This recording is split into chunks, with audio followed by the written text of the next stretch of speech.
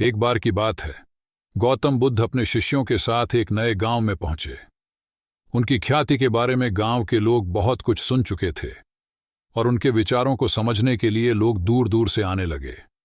इसी गांव में एक प्रसिद्ध मगर घमंडी पंडित भी रहता था, जिसे बुद्ध के प्रचार प्रसार से काफी ईर्ष्या होने लगी।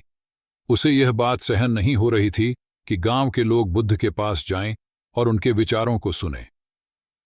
एक दिन पंडित ने बुद्ध का अपमान करने का निश्चय किया। वह बुद्ध के पास पहुंचा और वहां लोगों के सामने ऊंची आवाज में बोलने लगा, हे तथागत, तुम किस अधिकार से लोगों को उपदेश देने आते हो? तुम्हारी बातें कोरी कल्पना है। कोई भी गंभीर पंडित तुम्हें स्वीकार नहीं करेगा। पंडित ने बुद्ध के बारे में अपमानजनक बातें कहना शुरू किया और उसकी बातें सुनकर वहां खड़े लोग भी हैरान हो गए।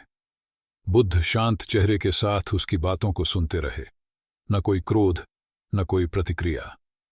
पंडित ने जब देखा कि बुद्ध पर उसकी बातों का कोई असर नहीं हो रहा, तो उसने और भी तीखे शब्दों का प्रयोग किया।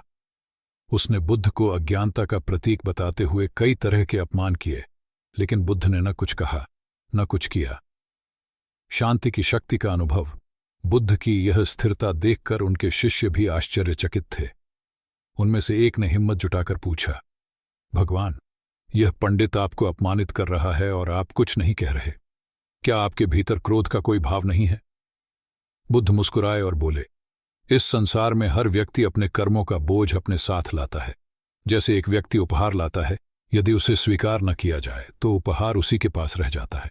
इसी तरह यह अपमान भी यदि मैं स्वीकार न करूं तो यह पंडित का ही रहेगा।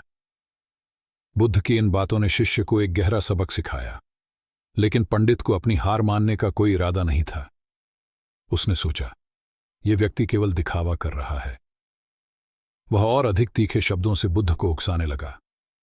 बुद्ध ने तब उससे एक साधारण प्रश्न पूछा, यदि कोई व्यक्ति तुम्हें एक अमूल्य वस्तु दे और तुम उसे स्वीकार न करो, तो वह वस्तु किसके पास रहेगी?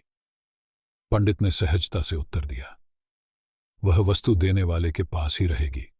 बुद्ध ने मुस्कुराते हुए कहा, इसी प्रकार तुम्हारा यह अपमान भी तब तक तुम्हारे पास रहेगा जब तक मैं इसे स्वीकार नहीं करता। पंडित का अहंकार टूटता है। बुद्ध की बातों ने पंडित के दिल को झकझोर दिया। उसे एहसास हुआ कि उसकी सारी नकारात्मकता उसके ही भीतर थी।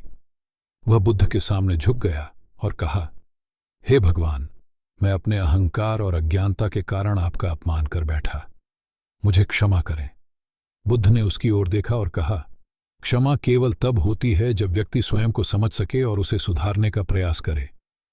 पंडित ने महसूस किया कि बुद्ध की सच्ची महानता उनके शांति और धैर्य में है, जो उसे बदलने के लिए पर्याप्त थे।